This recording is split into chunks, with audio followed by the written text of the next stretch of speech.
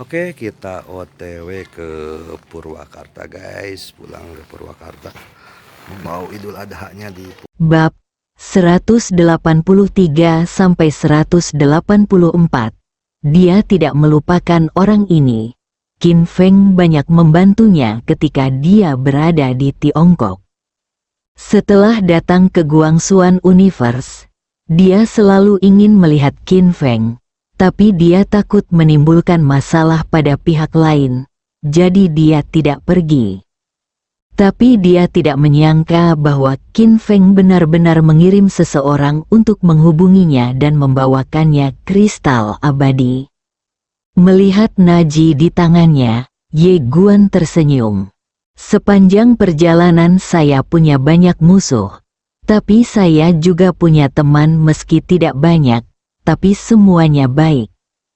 Ye Guan menyimpan cincin itu, lalu memandang Cao Bai dan berkata sambil tersenyum, "Saudara Cao, ayo kembali ke Jianzhong." Keduanya berdiri dengan pedang mereka dan menghilang di ujung langit. Setelah kembali ke Jianzhong, Ye Guan tiba di gurun dan menatap cakrawala yang tak berujung. Tempat latihan, ini adalah tempat di mana murid-murid Jianzhong mengkhususkan diri dalam pelatihan, dan terdapat banyak energi spiritual. Praktik, masih ada 1 bulan tersisa sebelum pertempuran dengan yang ditakdirkan, dan dia tentu tidak akan menyia-nyiakan bulan ini. Kali ini, dia ingin menerobos dirinya lagi. Segera, suara pedang bergema di tempat latihan. Di dalam kabinet, Li Banzi, yang sedang meninjau peringatan itu, tiba-tiba berhenti. Dia melihat ke depannya, di mana sebuah bayangan muncul dengan tenang. Gelap, Li Banzi memandang Anyu dan berkata, "Sudahkah kamu memeriksanya?" Anyu menggelengkan kepalanya dan berkata, "Tidak dapat ditemukan sama sekali." Alis Li Banzi tiba-tiba berkerut. Setelah hening beberapa saat, dia berkata, "Tidak perlu menyelidiki lagi. Jika kamu terus menyelidiki, kamu akan berada dalam bahaya." Anyu mengangguk sedikit, dia ragu-ragu, dan kemudian berkata, "Tuan Asisten Kepala, saya punya firasat buruk. Masalah ini mungkin tidak sesederhana yang kita duga. Mungkin ada masalah besar di baliknya." Li Banzi mengangguk sedikit, "Saya tahu. Tetapi Anda tidak dapat menyelidikinya lagi. Jika Anda terus menyelidiki, Anda akan berada dalam bahaya." Anyu mengangguk, dimengerti. Li Banzi tiba-tiba berkata, "Apakah ada yang salah dengan orang-orang yang melindungi si kecil?" Anyu sedikit terkejut, lalu berkata dengan cepat, "Jangan khawatir, Tuan Asisten Kepala. Kami berada di Anyuan. Mereka benar-benar setia kepada ahli pedang." Li Banzi mengangguk sedikit. "Anda mengirim 5 dewa waktu ke Nanzu untuk melindungi klan Ye dan klan Nalan di Nanzu. Jika ada pergerakan, segera bawa klan Ye dan klan Nalan kembali. Rumah sakit utama." Dia mengangguk diam-diam, dimengerti. Li Banzi menambahkan, "Gadis Fei Banxing dari Akademi Nanzu Guangxuan juga mengirimkan makhluk abadi untuk mengawasinya." Li Banzi mengangguk sedikit, "Kamu turun?" Anyu membungkuk hormat, lalu mundur. Saat Anyu pergi, waktu dan ruang tiba-tiba terbelah di depan Li Banzi. Saat berikutnya, seorang lelaki tua berbaju hitam perlahan keluar, dan di belakangnya berdiri 30 pria kuat berbaju hitam. Armor ilahi Guangxuan, peralatan paling kuat di alam semesta saat ini. Dan 30 orang di depan mereka adalah pengawal Guangxuan kuno, unit terkuat di alam semesta Guangxuan saat ini. Mereka berasal dari 30 juta tahun yang lalu, berpartisipasi dalam perang besar antara realitas dan virtualitas, dan merupakan orang-orang yang selamat dari perang tersebut. Dapat dikatakan bahwa selain beberapa orang yang sangat berkuasa di Guangxuan Universe, mereka adalah kelompok orang terkuat. Adapun pengawal Guangxuan kuno, sekarang hanya tersisa kurang dari 10.000 orang di seluruh alam semesta Guangxuan. Pria tua berbaju hitam itu membungkuk sedikit pada Li Banzi, dan di belakangnya, 30 orang lainnya juga sedikit membungkuk. Li Banzi memandang kepala lelaki tua itu, keamanan tuan muda diserahkan padamu. Bukannya dia tidak mempercayai An Yu, tapi dia harus bersiap sepenuhnya. Ketika pria itu tidak ada di sini, dia harus bersiap sepenuhnya dan bersiap menghadapi kemungkinan terburuk dalam segala hal yang dilakukannya. Orang tua berpakaian hitam itu mengangguk. Jangan khawatir, asisten kepala. Kami di sini, tuan muda ada di sini. Li Banzi mengangguk. Pergi. 31 orang itu membungkuk sedikit dan menghilang dengan tenang. Setelah 31 orang pergi, Li Banzi berdiri dan meninggalkan aula kabinet. Dia sampai di langit berbintang. Ada aula utama. Istana Nether. Istana Nether juga berada di bawah yurisdiksi Akademi Guangxuan, tetapi sangat sedikit orang yang mengetahui tentang istana ini. Ketika Li Banzi tiba di gerbang istana Nether, seorang wanita dengan rambut perak dan gaun seputih salju keluar untuk menyambutnya. Wanita itu memandang Li Banzi. Siapa gadis itu?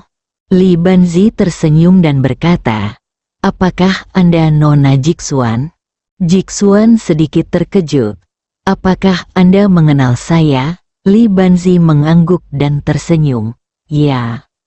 Ragu-ragu. Selanjutnya, dia bertanya, siapa seniormu? Li Banzi tersenyum dan berkata, namaku Li Banzi. Ji Xuan sedikit terkejut, dan saat berikutnya, ekspresinya berubah. Kamu adalah ketua menteri kabinet. Li Banzi mengangguk dan tersenyum. Ya, Jixuan dengan cepat membungkuk sedikit. Saya sudah bertemu tuan asisten kepala. Li Banzi menggelengkan kepalanya. Tidak perlu sopan. Bagaimana kabarmu di Nether istana? Jixuan mengangguk. Bagus sekali, tuan. Saya baik-baik saja. Li Banzi mengangguk sedikit. Bahwa saya menemui tuanmu. Jixuan berkata dengan cepat. Tolong, Jixuan membawa Li Banzi ke istana Nether. Menara. Bela diri. Di suatu wilayah laut, ledakan terus terdengar. Ombak bergulung, dan langit dan bumi bergetar. Di awan, Dawuzong menunduk. Diam. Ledakan. Tiba-tiba, seluruh wilayah laut terangkat hingga ketinggian ribuan kaki. Dan ruang dalam radius ribuan kaki langsung terbelah. Saat ini, seorang pria perlahan keluar dari laut. Itu adalah Lu Tian. Mata Lu Tian perlahan tertutup, dan dia menekan tangannya.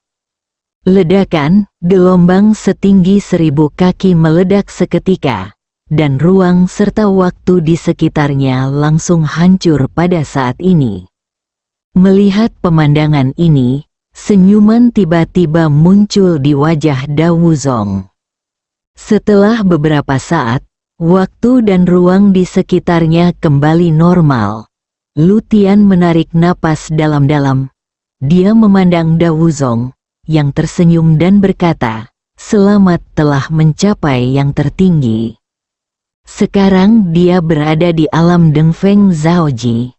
Lu Tian tersenyum dan berkata, mengapa tidak melangkah lebih jauh? Saat dia mengatakan itu, dia tiba-tiba mengambil satu langkah ke depan. Ledakan, aura menakutkan tiba-tiba keluar dari tubuhnya. Ledakan, tiba-tiba, awan gelap muncul di langit, dan kemudian tekanan yang mengerikan melanda. Mengatasi kesengsaraan, melihat pemandangan ini, mata Dawu Zong di samping tiba-tiba menunjukkan ekspresi terkejut. Memecah 2 level berturut-turut, segera, guntur dan kilat muncul di awan hitam. Saat guntur dan kilat ini muncul, tekanan yang sangat menakutkan tiba-tiba melanda. Pada saat ini, seluruh dunia mulai bergetar hebat yang sangat menakutkan. Lu Tian mengangkat kepalanya. Dia melihat cahaya guntur yang menakutkan dengan ekspresi jijik di wajahnya. Ayo. Tiba-tiba, sambaran petir jatuh langsung dari awan hitam. Klik, saat guntur dan kilat ini turun, seluruh langit dan angkasa langsung terbelah. Pada saat ini, Lu Tian tiba-tiba mengepalkan tangan kanannya. Saat berikutnya, dia meninju ke atas, hancurkan. Boom, tinju jimat melonjak ke langit dan langsung menyambar petir. Ledakan, petir itu pecah dengan keras, dan gelombang kejut yang kuat yang dihasilkan langsung menyebar ribuan kaki jauhnya, dan langit dan bumi terbelah. Pada saat ini, sambaran petir lain jatuh langsung dari langit. Petir ini 2 kali lebih kuat dari petir sebelumnya. Kilatan penghinaan melintas di mata Lu Tian, dan dia meninju lagi, dan tinju jimat melesat ke langit. Ledakan, tiba-tiba, ledakan yang memekakkan telinga bergema dari langit dan bumi. Segera setelah itu, guntur dan kilat yang tak terhitung jumlahnya tiba-tiba berguncang dari langit, dan kekuatan yang kuat secara langsung menghancurkan ruang dan waktu di sekitarnya. Ledakan, tiba-tiba, sambaran petir lain jatuh lurus ke bawah. Di bawah, Lu Tian melambaikan lengan bajunya. Ledakan, kekuatan mengerikan melonjak ke langit, dan kilat yang baru saja muncul langsung hancur, berubah menjadi guntur dan pecahan petir yang jatuh ke seluruh langit. 3 bencana telah berlalu, senyuman muncul di wajah Dawu Zong. Tetapi pada saat ini, guntur dan kilat lain muncul di awan. Dawu Zong tertegun, lalu berkata dengan gemetar, Yin Jie, ini adalah Yin Jie yang legendaris. Lu Tian memandang ke arah Dawu Zong, sedikit mengernyit. Jie tersembunyi. Dawu Zong berkata dengan penuh semangat, ya, sudah sampai. Untuk mencapai di dunia nyata, Anda harus selamat dari 3 bencana. Tetapi yang tidak diketahui banyak orang adalah bahwa sebenarnya ada bencana lain, yaitu bencana tersembunyi. Ini adalah bencana tersembunyi yang dibuat oleh Master Pavilion Qin saat itu malapetaka ini. Dan jika kamu memicu malapetaka ini dan menghancurkannya, kamu tidak hanya akan mendapatkan hadiah ganda dari surga, tetapi kamu juga akan mendapatkan hadiah misterius segera. Dia menjadi semakin bersemangat saat dia berbicara. Lu Tian, kamu benar-benar penjahat yang tiada taraf. Aku tidak hanya meremehkanmu, dunia telah sangat meremehkanmu. Lu Tian menarik napas dalam-dalam dan menatap awan gelap. Pada saat ini, sambaran petir perlahan muncul dari dalam awan gelap. Petir ini panjangnya ribuan kaki, dan ada sedikit warna merah di dalamnya. Dan saat guntur dan kilat ini muncul, waktu dan ruang di lapangan mulai pecah sedikit demi sedikit. Kekuatannya sangat menakutkan, kilatan kemarahan melintas di mata Lu Tian. Ayo.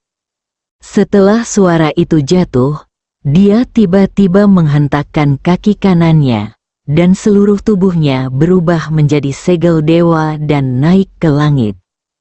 Ledakan, begitu segel ilahi bersentuhan dengan guntur dan kilat, guntur dan kilat itu langsung hancur.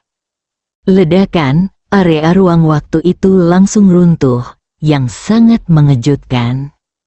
Setelah beberapa saat, waktu dan ruang dipulihkan, dan Lutian berdiri di langit, dengan tangan di belakang punggung, dan di antara alisnya, segel Tao perlahan menghilang. Di atas kepalanya, awan gelap tiba-tiba meletus menjadi aliran cahaya putih, mengalir turun lalu menenggelamkan daratan dan langit. Hadiah dari surga, tubuh tempering surgawi. Setelah beberapa saat, aura Lutian melonjak dengan liar. Ledakan, dunia sekitarnya sedang mendidih saat ini. Setelah sekian lama, cahaya putih berangsur-angsur menghilang, dan Lutian keluar. Dia menarik napas dalam-dalam lalu melambaikan lengan bajunya. Ledakan, sambaran petir yang mengerikan menyapu, menghancurkan ruang dan waktu. Ada cahaya merah samar di petir, di langit. Senyuman muncul di wajah atase militer besar. Bencana tersembunyi telah mencapai alam. Lutian perlahan menutup matanya dan terkekeh. Kaisar Pedang Agung, sepertinya tidak ada yang terlalu hebat. Atase militer berkata sambil tersenyum, izinkan saya memberitahu Anda sebuah rahasia. Lutian memandangi atase militer, yang tersenyum dan berkata, saya baru saja mendapat kabar terbaru, bahwa Ye Guan bukanlah Kaisar Pedang Agung. Mengerutkan kening, bukan Kaisar Pedang Agung. Lutian terkekeh, itu dia. Atase militer itu mengangguk sedikit, kamu terus berlatih di sini, dan aku akan membantumu menghubungi beberapa keluarga bangsawan dan sekte di luar. Lutian segera membungkuk dalam-dalam, terima kasih, guru. Militer atase mengangguk dan berbalik untuk pergi. Setelah atase militer besar pergi, Lutian perlahan menutup matanya. Pada saat ini, sebuah suara tiba-tiba terdengar di benaknya. Jika Anda memberitahu mereka bahwa Anda juga mengendalikan dua domain dan merupakan praktisi Tao dan fisik, mereka tidak akan melakukannya. Tahu ekspresi seperti apa yang akan terlihat? Lutian terkekeh. Saya menantikan ekspresi orang-orang yang berinvestasi di Ye Guan. Ekspresi mereka pasti akan sangat menarik. Saat dia mengatakan itu, dia tampak telah memikirkan sesuatu, dan berkata, orang-orang di belakang Ye Guan jelas tidak sederhana. Suara itu terkekeh. Jangan khawatir, tidak ada seorang pun di alam semesta Guangxuan yang bisa mengalahkannya sejak Master Pedang di dunia dan Permaisuri King Qiu, termasuk guru tanpa batas yang mereka banggakan. Yang disebut Kaisar Pedang Agung itu seperti semut. Masih ada 1 bulan tersisa dalam pertarungan antara Ye Guan dan Lutian. Tetapi pada saat ini, banyak sekali orang berkemampuan dari seluruh dunia yang bergegas ke Akademi Umum Guangxuanshu. Ini adalah pertarungan yang mengejutkan. Siapa yang tidak ingin melihat pertarungan ini dengan mata kepala sendiri? Akademi Guangxuan tidak melakukan banyak publisitas, tetapi Paviliun Xiambao dengan penuh semangat mempromosikannya. Tentu saja, mereka terutama mempromosikan Lutian, dan di bawah publisitas Paviliun Xiambao yang kuat, ketenaran Lutian meningkat pesat. Saat ini, ketenaran Lutian begitu besar sehingga bisa dikatakan dialah yang paling terkenal di alam semesta Guangxuan. Secara khusus, Paviliun Xiambao dengan penuh semangat membesar-besarkan identitas Lutian sebagai orang yang ditakdirkan, secara sengaja atau tidak sengaja menghubungkan identitas aslinya dengan ahli pedang manusia. Akibatnya, seluruh alam semesta Guangxuan mencurigai bahwa Lu Tian adalah keturunan dari ahli pedang manusia. Kali ini, ketenaran Lu Tian menjadi lebih besar. 30 juta tahun, keturunan master pedang manusia muncul. Memikirkannya membuat orang sangat bersemangat. Meskipun Ye Guan adalah kaisar pedang kuasi agung, kaisar pedang kuasi agung tampaknya tidak berarti apa-apa mengingat statusnya sebagai orang yang ditakdirkan. Ahli pedang manusia, dewa abadi, manusia takdir, Tuhan yang kekal. Pertempuran ini tidak diragukan lagi merupakan pertempuran yang paling dinantikan di Guangxuan Universe selama ribuan tahun. Nanzu, Tuan Song dan yang lainnya telah membawa Ye Xiao dan yang lainnya dari klan Ye ke Akademi Guangxuan. Tentu saja, mereka juga tahu tentang urusan kampus utama Akademi Guangxuan. Bagaimanapun, Paviliun Xiambao sedang gencar mempromosikannya.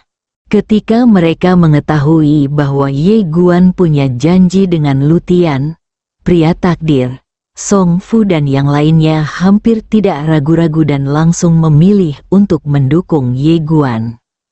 Ini dari Akademi Nanzu Guangxuan, jika itu Ye Guansheng, Akademi Nanzu Guangxuan bisa bermain selama 10 kehidupan. Tidak, sekarang seluruh Nanzu bangga pada Ye Guan. Secara khusus, Akademi Nanzu Guangxuan memperlakukan Ye Guan sebagai dewa. Dapat dikatakan bahwa sekarang di hati orang Nanzu, Ye Guan adalah dewa. Di pegunungan di belakang akademi, di tepi danau di suatu tempat, dua lelaki tua sedang berjalan perlahan. Kedua orang ini adalah Ye Xiao, pemimpin klan Ye, dan Nalan Ming, pemimpin klan Nalan. Karena Ye Guan, status suku Nalan di Nanzu saat ini juga meningkat. Apalagi apa yang dilakukan suku Nalan saat itu menjadi perbincangan hangat di Nanzu saat ini. Ye Guan kehilangan semua budidayanya. Tetapi suku Nalan tidak memilih untuk memutuskan pertunangan dan tidak menambah penghinaan. Siapapun yang berbicara tentang suku Nalan harus mengatakan bahwa mereka benar. Ye Xiao tiba-tiba menghela nafas dengan emosi. Si kecil itu telah melangkah sejauh ini. Nalan Ming mengangguk. Aku tahu dia memiliki masa depan yang cerah. Tapi aku tidak pernah berpikir dia bisa melangkah sejauh ini. Sungguh mengejutkan.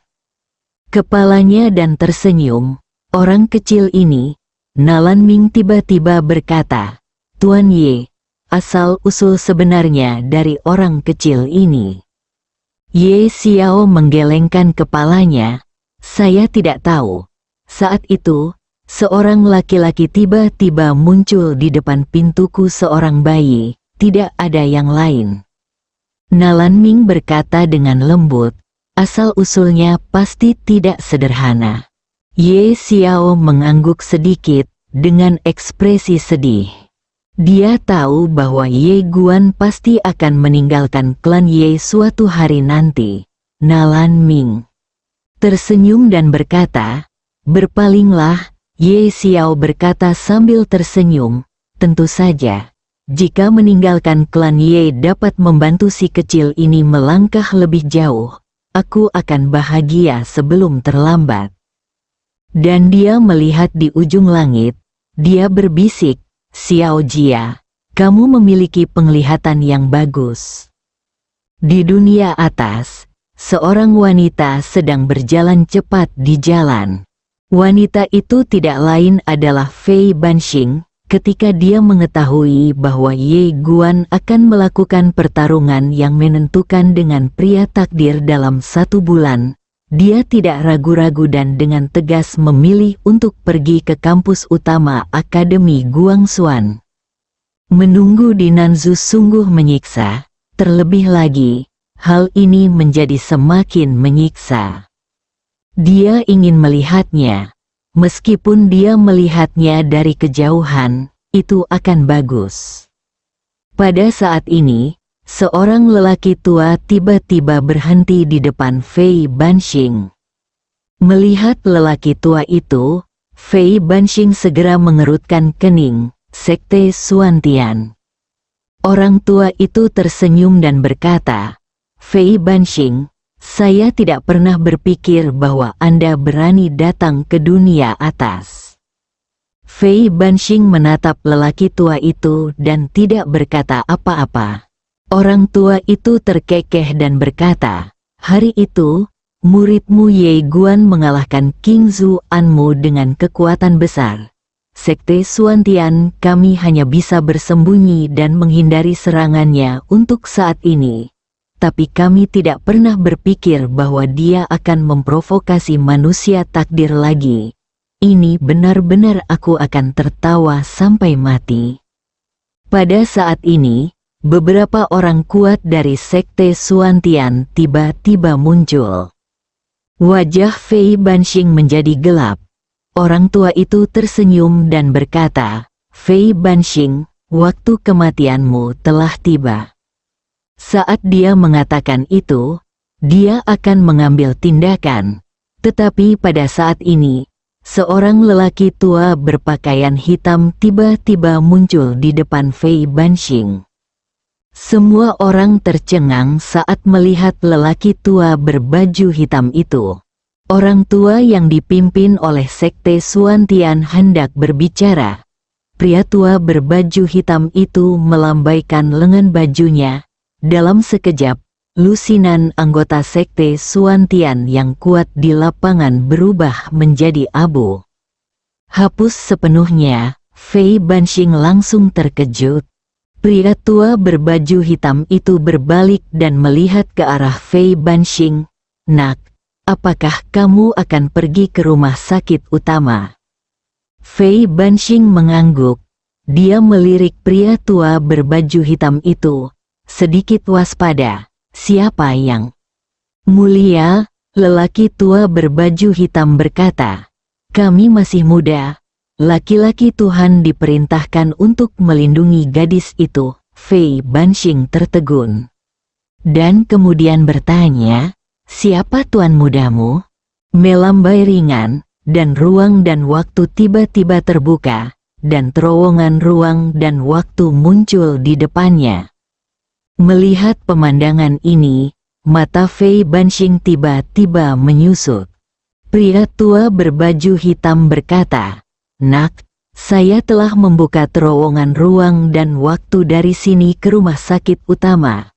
Masuklah, dan gadis itu dapat mencapai rumah sakit utama." Fei Banxing menatap pria tua berbaju hitam. "Siapa apakah tuan mudamu?" Pria tua berbaju hitam itu tidak berbicara lagi. Dia membawa Fei Banxing langsung ke terowongan ruang dan waktu. Begitu keduanya memasukinya, ruang dan waktu di lapangan tiba-tiba kembali normal. Pada saat yang sama, pemimpin Sekte Xuantian meninggal mendadak karena alasan yang tidak diketahui.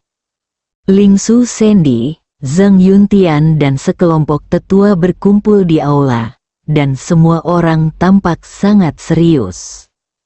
Tanah suci Lingsu saat ini berada dalam situasi yang sulit, karena mereka telah dikenai sanksi oleh Paviliun Xiambao.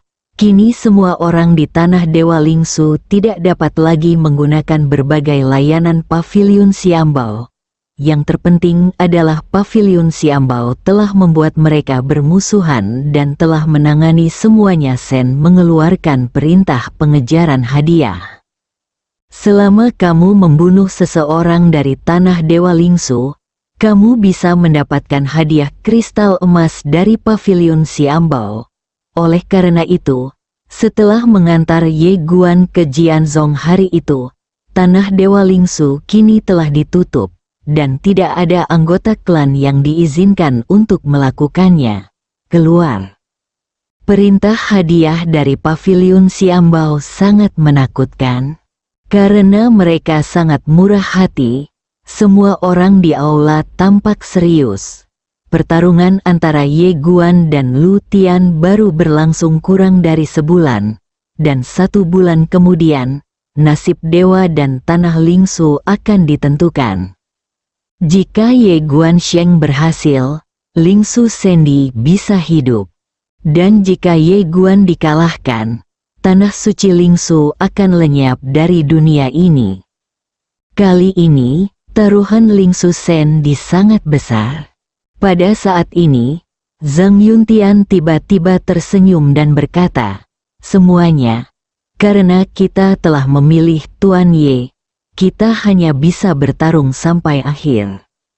Saat dia berkata, dia berdiri, Tuan Muda Ye tidak terkalahkan. Tetua Agung juga berkata, tiba-tiba dia berteriak. Di lapangan, semua tetua Lingsu Sen juga meraung satu demi satu. Astaga, sekarang saatnya, Ye Guan bukannya tak terkalahkan, mereka harus memperlakukannya sebagai tak terkalahkan. Gua waktu, di aula, sekelompok tetua berkumpul, dipimpin oleh Nan Liyin. Nan Liyin terlihat sangat tenang. Sementara wajah tetua pertama dan tetua kedua di sampingnya penuh dengan senyuman. Di bawah, sekelompok tetua memandang ketiga orang itu, semuanya tidak bisa berkata-kata. Mereka tahu bahwa ketiga orang ini pasti mengetahui sesuatu, tetapi mereka tidak mengatakan apa-apa. Ini sangat menjengkelkan. Nan Liyin sebenarnya panik. Bagaimanapun, ini terkait dengan hidup dan mati semua orang di Time Cave Heaven. Jika Ye Guan kalah, dia akan putus asa. Pavilion Xianbao dan Akademi Guanxuan menargetkan bersama, siapa yang dapat menahan ini. Meskipun dia juga percaya pada Ye Guan, dia harus mengkhawatirkan hidup dan mati seluruh klan. Di sampingnya, tetua pertama dan tetua kedua sama sekali tidak khawatir. Pada saat ini, sesepuh Agung tiba-tiba tertawa dan berkata, "Jangan membuat suasananya begitu khusyuk. Ayo, tertawa dan berbahagia, anjing yang luar biasa." Sekte Pedang, Chen Guanzi berdiri di depan pintu Istana Pedang. Di sebelahnya ada Cao Bai. Chen Guanzi memandang ke langit di kejauhan dan tetap diam. Cao Bai tiba-tiba bertanya, "Kakak senior, apakah menurutmu kakak muda Ye Guan bisa menang?" Chen Guanzi berkata dengan tenang, "Menang atau kalah itu normal. Tapi itu harus adil. Pada hari itu, jika ada yang berani melakukan sesuatu yang tidak adil, aku akan membunuhnya." Cao Bai mengangguk. Tentu saja, dia melihat ke arah langit dengan mata dingin. Mereka seharusnya tidak berani. Chen Guanzi tiba-tiba berkata, "Belum tentu." Mendengar ini, Cao Bai tertegun. Tempat pelatihan, 29 hari berlalu. Ye Guan duduk bersila di tanah, merasakan langit dan bumi. Di antara langit dan bumi, masih banyak kekuatan alam yang tersisa, disebut juga kekuatan langit dan bumi.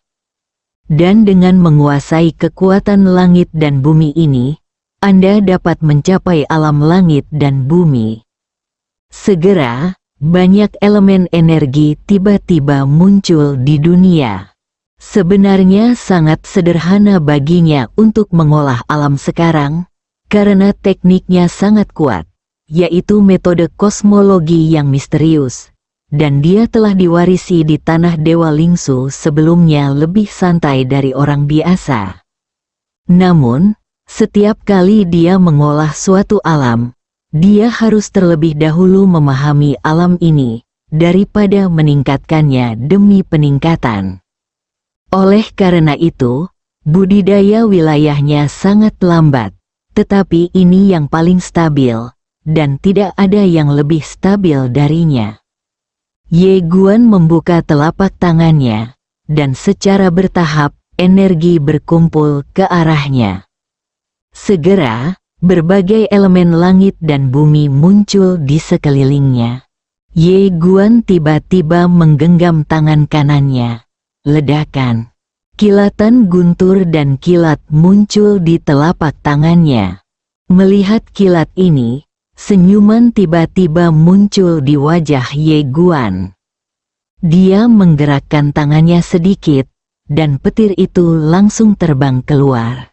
Tertawa, ruangan itu langsung hancur oleh petir.